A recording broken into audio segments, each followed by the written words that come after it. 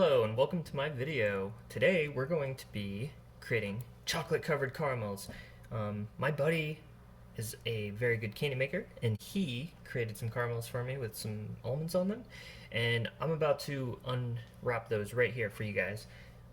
They've been in my fridge and the fridge at work for like the whole week, so hopefully they don't look weird.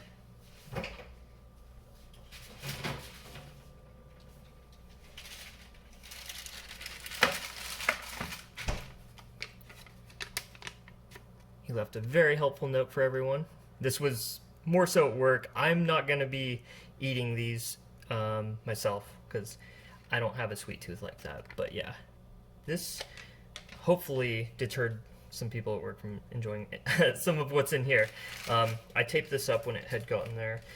So my buddy made a lot of sacrifices for this. First of all, these caramels right here are very prestigious. They have like the best quality ingredients you can, like they even have ingredients in them that a lot of caramels don't, like probably vanilla. I don't know if caramel's supposed to have that. This has not only vanilla but like straight from the vanilla pod. Anyway, we're about to take a look.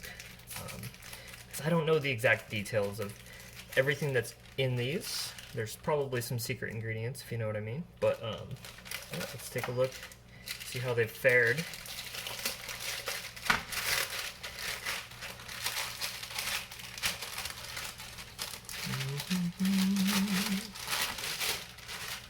Alright, so this is them.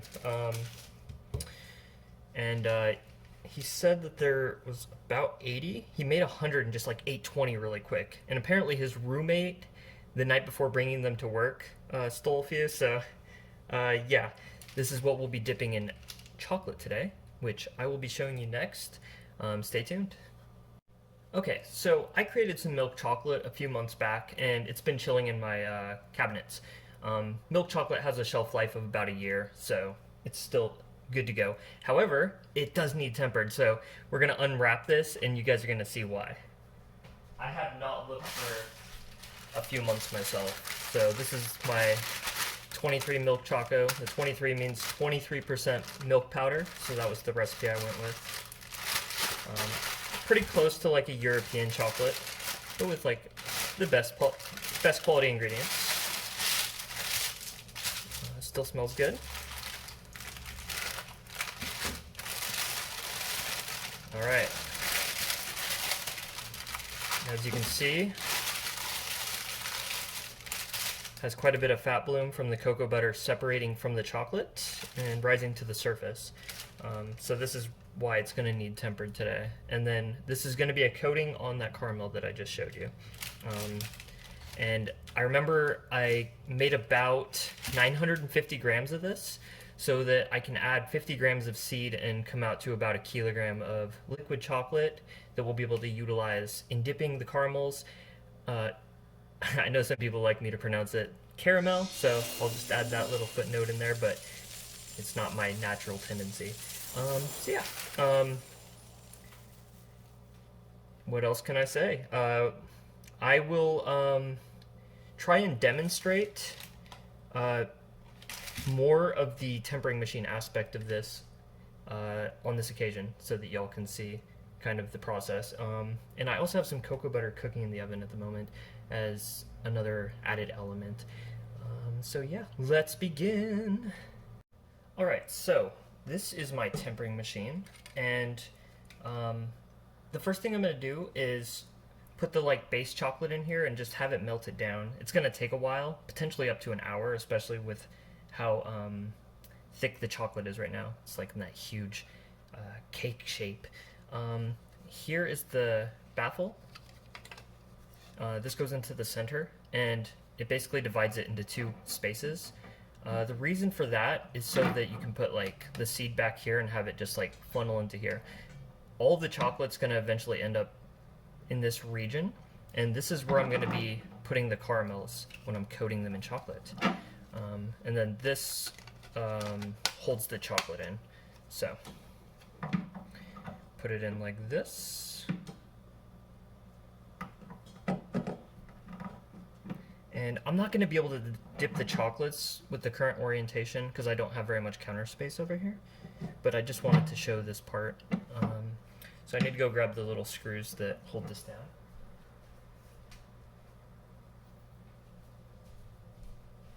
They're actually wing nuts.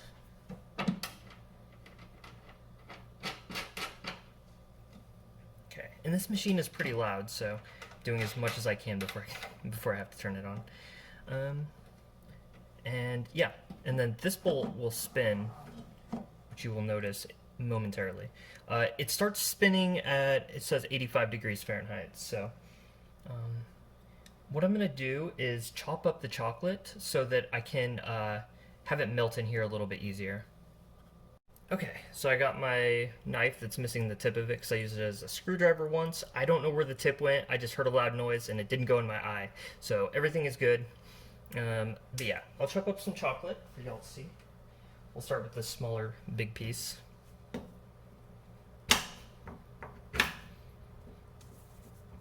Doing this on parchment, which will make it a bit shifty. You can see how crumbly it is when I break it. That is not what chocolate is supposed to do when it's properly tempered.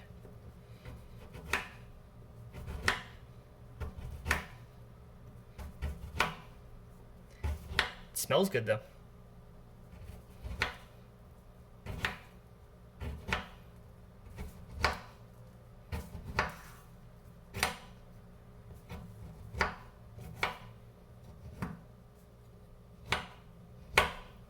Okay, so that was the smaller one.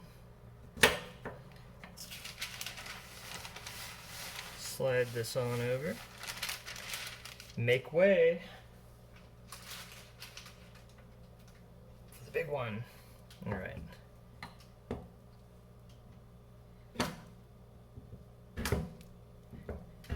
Who wants a slice of chocolate?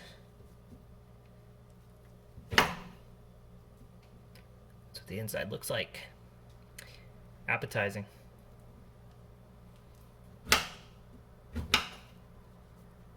We don't have to get them like too small. It just happens that they want to crumble, which is great, honestly.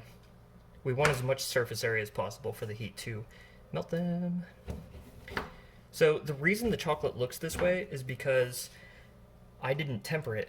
So when it went to harden, it basically just took a random mix of cocoa butter crystals. There's 6 different kinds, 5 that are like the prominent ones. 6 is just like if it sets up in a cupboard for like a month or two, which these did, so they might have some type 6 in them.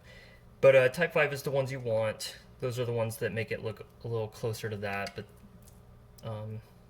this is like a mix of the first 4. They're bad. They give it horrible texture, they melt easier, and yeah, taste chalky. You want it to be very strong and snappy. So that is what we are going to be doing. Basically taking the same exact ingredients and just re-hardening it, growing those crystals within it. And that will give it exactly what we want.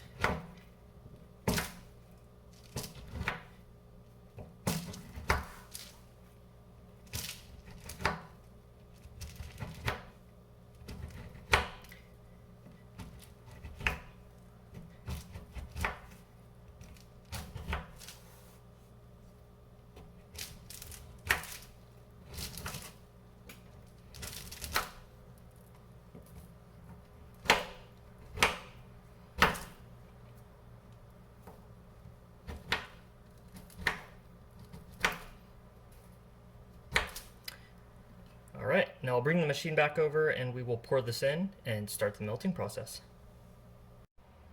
Alright, so I'm about to turn on the machine. I don't know how loud it's going to be, but it's pretty close to the fan. So yeah, if you can't hear what I'm saying after this, I'm sorry. I'm basically just going to be pouring that chocolate that I just chopped up into here and have it start melting. And like I said, this bowl will start spinning when it gets up to 85 degrees, which is probably when it's going to be starting to liquefy. There's a little sensor thing right here, and this is the thing that indicates when it's hot enough. So sometimes some cold chocolate can get trapped there underneath like hot chocolate. Then you have to like stir a little bit. So yeah, let's begin. Turn it on. And we're gonna set the chocolate type to dark. This is a milk chocolate, but I found my machine just works best if I just stick to the dark setting. And I don't know why that is. I think what it is actually is because my milk and white chocolates tend to have less sugar in them, so they're not as like watered down to where you need a different temperature for the tempering process. But basically we're trying to melt this and kill all of the crystals, so that's this first step. And it's going to be this pool of just liquid chocolate. And then what this machine is good for is when it hardens again, it slowly lowers the temperature. It's going to be doing it in a way where only the good type 5 crystals remain and propagate. Okay, so we're going to start by pouring this in here. Here's the bowl I've gotten. We're going to pour most of it in this side because, like I said, it will end up here. That way it doesn't like get stuck to the side of this as much. And this is 950 grams of chocolate. And we're going to be adding some cocoa butter a little later, but for now, just waiting for this to melt. And y'all are not going to have to watch that. So I'll come back when it's fully melted and we'll take a look and then get to the next step. Thank you.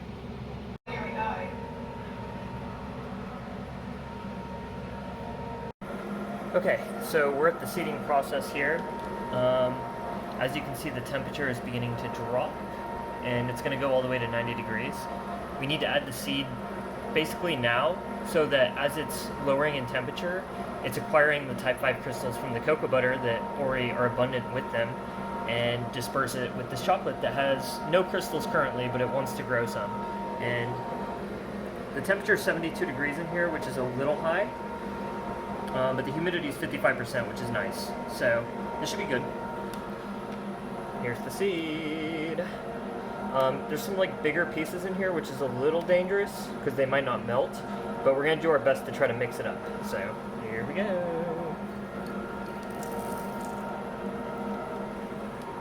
And I use this really nice grater to get it really fine, but I didn't do it on all of them today. Okay, that came out cleanly. So now I'm gonna just mix this up as best I can.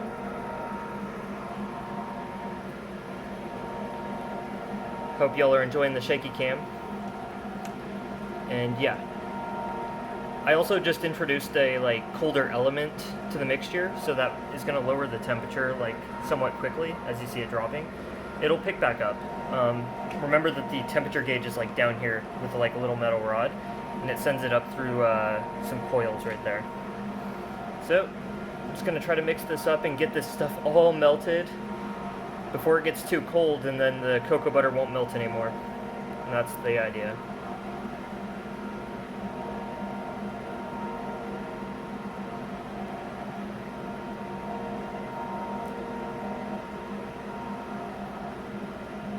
I'm kind of doing this through my camera, so this isn't the best angle.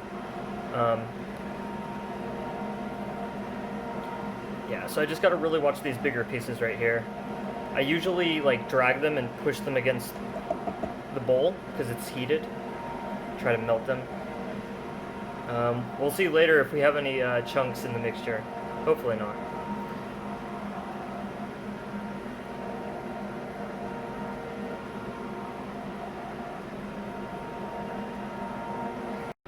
Alright, it's time. The machine is seated, as you can see, in temper. Ready to dip. So we have about 80 caramels here, caramels as some people put it. This is what they look like, and I had to keep them refrigerated to keep them solid. So I've never done these before. Let's find out what they, well, here is my invention. We'll see if it can hold these.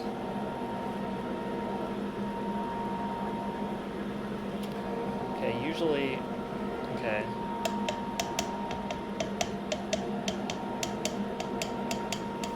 That was 20. That's what I usually do for pretzels. Okay, that one looks like it came out good. Um, this is going to be a very tedious process if I were to hold the camera the entire time. So what I'm going to do is try and finish these off. I had an idea and I might implement it. We'll see afterward. All right, adios.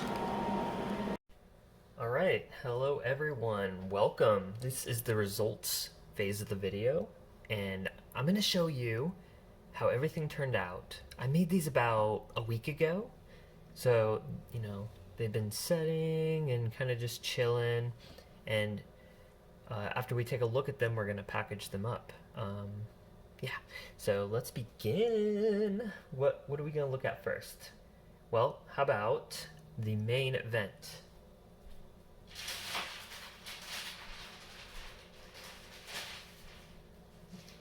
Okay, so here is the milk chocolate covered caramels with almonds.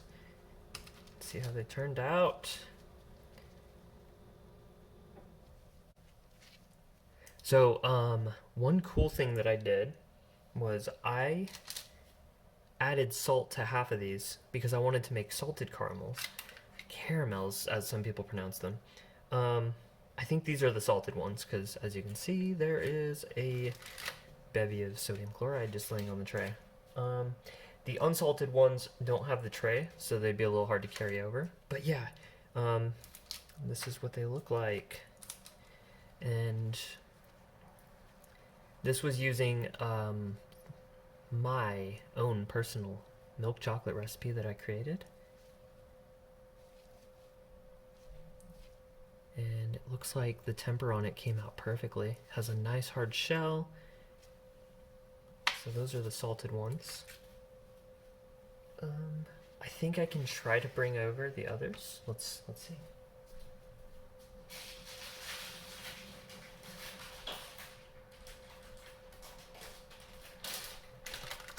Alright, it didn't break on me. That's good. So here's the unsalted ones. Basically the same thing, but without a pinch of salt on them. I used Himalayan pink salt, by the way. Oops. So you can see this.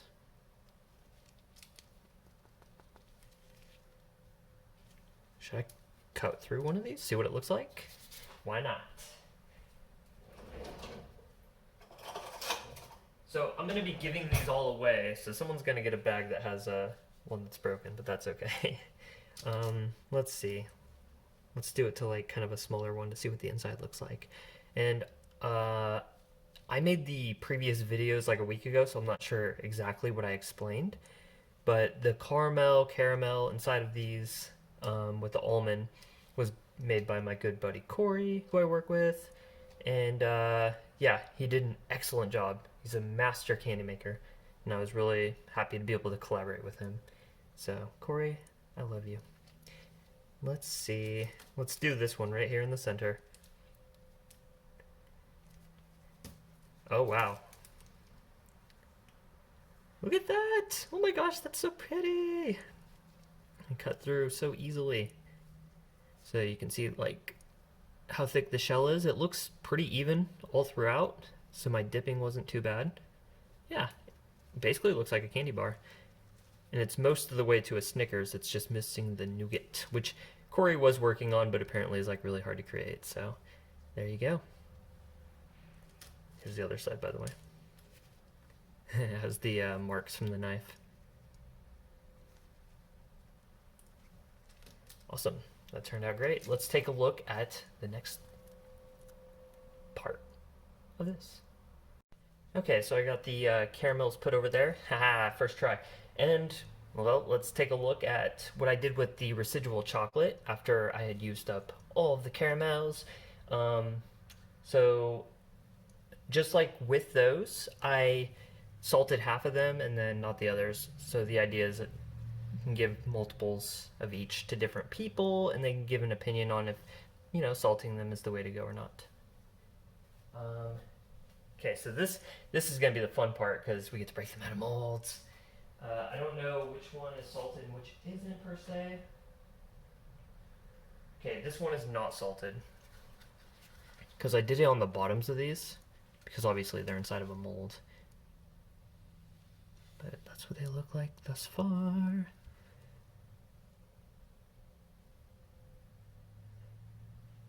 few bubbles didn't escape, but that's okay. I didn't try too hard. All right, so yeah, hopefully just like these come out. If they don't, that means it wasn't tempered perfectly and it'll be sad and it'll be hard to get them out and all that. But they look nice so far. So here we go. Dun, da, da, da. This is a fleur-de-lis mold. It's very pretty.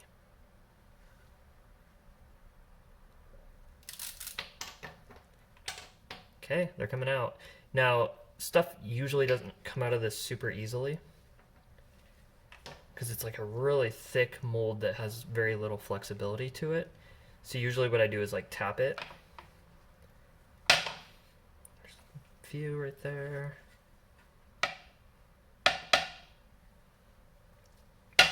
Might do a couple off camera. I'll slide everything out. There's one left. See if we can pop it out. Just, yeah, there it goes. Okay, so here's all the fleur-de-lis. And there is, I believe, 3 by 8, 24 in each of these. So we have 24 unsalted milk chocolates. Let's see how they look. Not too bad, not too bad. And this definitely came out pretty much perfectly, so I'm happy. Because I have not made chocolates in a few months, since basically the end of spring. So yeah, very happy with these. Oops, blurry. Come back. Okay. So next we're going to look at the salted ones. Okay, so I have the previous milk chocolates we just looked at, the unsalted ones. Now we're going to look at their counterparts, the salted chocolates. And there's not too much of a difference between these and the previous, other than some Himalayan pink salt sprinkled on top. Technically bottom, I suppose. So I imagine this will come out just perfectly as well. What I'm going to try to do is just like crack it like this and then just like spin it over and we'll see what happens. Let's listen now. It's like breaking ice cubes out of an ice tray. Okay, it's not cracking anymore, so here we go. Can I grab this? It has like a little thing at the bottom you can kind of grab. Here we go.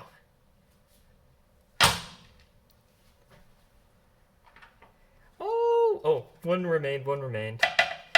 Almost perfect. All right, let's slide that in there. Look at that.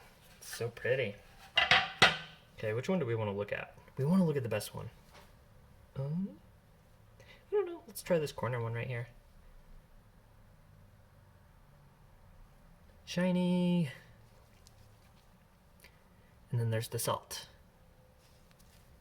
Cool. So that was really the only difference there. And I have one more thing to show. All right, this counter's getting very crummy. So the next thing is just a little bit of extra residual chocolate that I wasn't allowed to put in fleur-de-lis molds because I didn't have any more.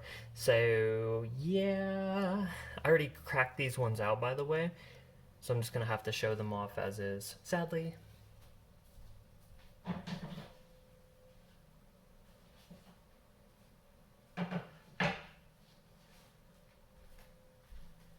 There's just two.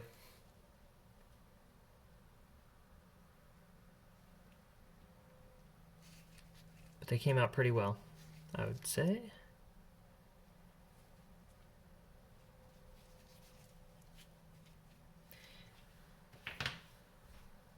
I did find sort of an Easter egg. There's like a little bit in this one. I don't know if that's enough to like make it come out easily, but we're gonna try. I think maybe if I tap it. Ready? Oh, it kind of broke apart. So this is milk chocolate, which is certainly, you know, less stable than dark chocolate.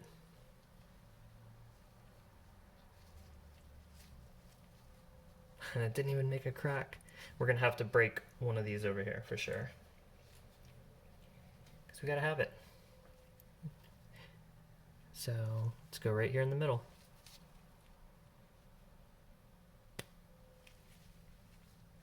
And that's what the inside looks like. It's a little bubble there. All right, so this I would say was a success. Next up, I'm going to show you kind of how I'm going to package most of the like individual pieces. All right, I got a piece of parchment down here because during packaging we don't want like all these crumbs to collect on the wrapping. So I'm going to go grab those right now. I'm not 100% certain what I'm going to do yet, but this is like the various foils and stuff that I have here. These I'm most likely going to be using for this portion, so let's do that. Okay, so here's all the color options that I have, and I'm going to be using 4 of these because I'm going to do salted and unsalted of the chocolates and then salted and unsalted of the caramels. So yeah, I will set that up. Alright, so I don't really have like a specific reason to choose each of these colors. I'm going to do red for the salted milk chocolates just because they have Himalayan pink salt and red is involved in making the color pink. So let's see how this wraps because I have not done this very much. So we're looking for the salted ones. That was these. Okay, so here it's a salted fleur-de-lis, and I'm gonna try just putting it in the center, wrapping this over. It's gonna overlap it by quite a bit, which is fine. I guess like maybe scrunch it and then fold it under. It's kind of my idea. And I'll be doing most of these off camera, so hopefully at least this one comes out nicely.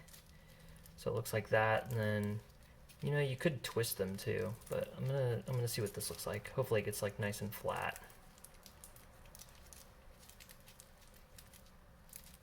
It's not perfect, that's for sure, but as long as it's wrapped, it'll be nice. And then kind of just smooth it out.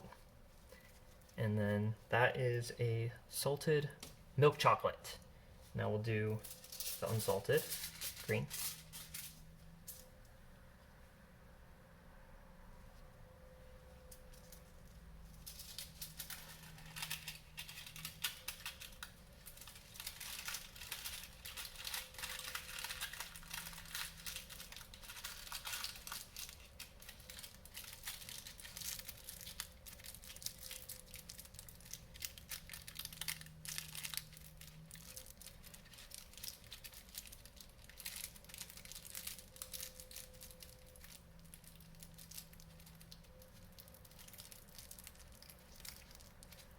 Try and hide as much of the silver as possible on the underside. Alright, that one I think came out a lot better. So I'll probably use that technique for the rest of them. So there you go.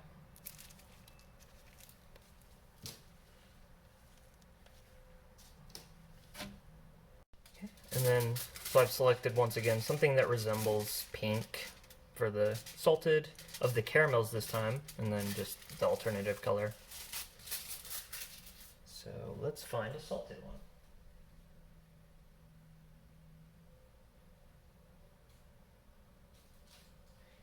This one has quite a bit on it. So we're going to choose this one. Actually, probably break this off.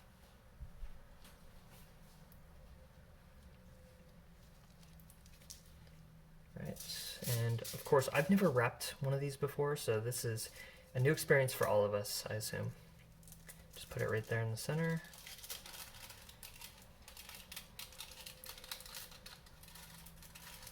If anyone knows how to wrap candies, let me know down in the comments. Okay. And then go underneath. Foil is nice because it's very malleable. Conform to the shape that it's going around. Okay, so like here I can probably fold this over to get rid of the silverness. And yeah, that came out pretty well. I'm happy with that. One more.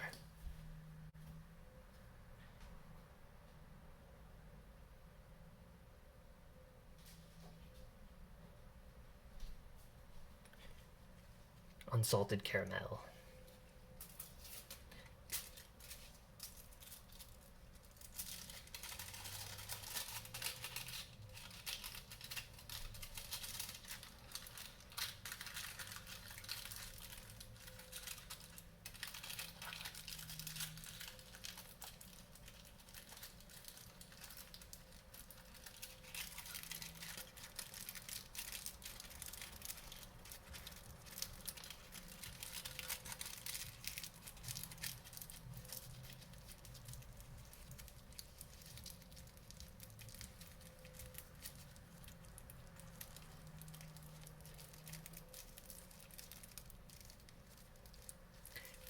All right, there you go.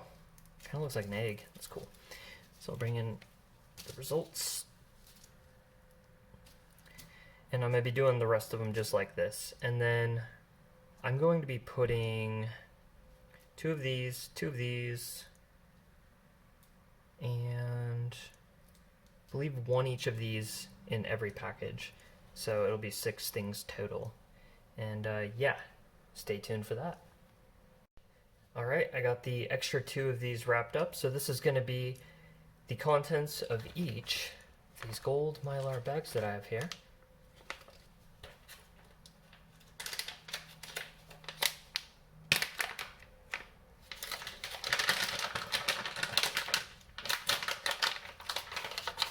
I get it poofed open.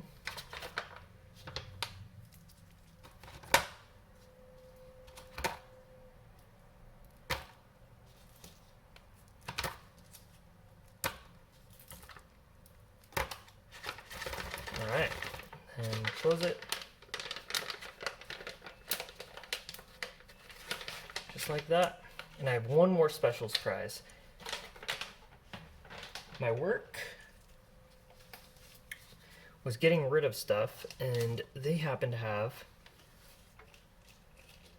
a heat sealer. So now I get to seal the tops as well. I have not used this yet, so my place catches on fire. You guys might not know about it because this video won't come out, but yeah, here we go. So the idea is to seal it right here so that you can tear, and then you still have the Ziploc as well. So I think I may have already set up the timer on this, but basically it's just gonna apply heat across here, and that should seal it up in theory. Of course, I'm doing this all backwards and dangerous like, so here we go.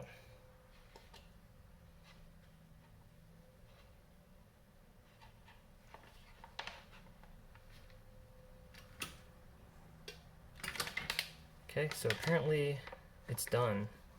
Nah, look at the seal. It's all like diagonal and pretty far down, but as far as I can tell, it worked. Let's see.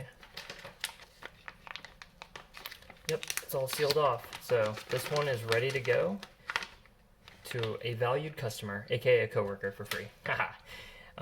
So yeah.